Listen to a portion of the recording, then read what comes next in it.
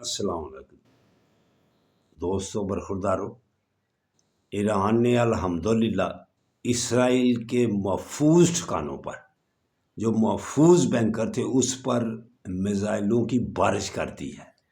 اب وہ تباہ و برباد اسرائیل کے وہ ٹھکانے جو محفوظ ترین تھے، ان کو بڑا گمان تھا امریکہ کو اور اسرائیل کو کہ ہم ایک ہفتے میں یہ جنگ جیت لیں گے، لیکن اب 25 دن میں تقریباً یہ جنگ جاری ہے۔ تو اب اتنے پریشان ہیں کہ دیکھ رہے ہیں امداد کی، اپنی یورپی ممالک سے امداد کی اپیلیں کر رہے ہیں۔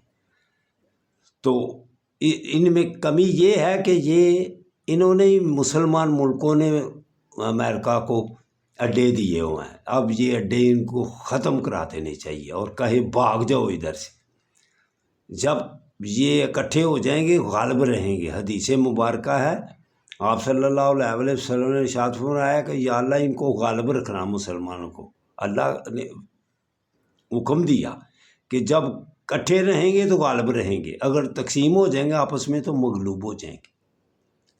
تو میرے دوستوں، میرے برخورداروں، دعا مانگو کہ یا اللہ مسلمانوں کو فتح دے اور ان کو اکٹھا رکھ، انشاءاللہ تعالیٰ پھر غالب رہیں گے۔ اللہ حافظ، اللہ حافظ۔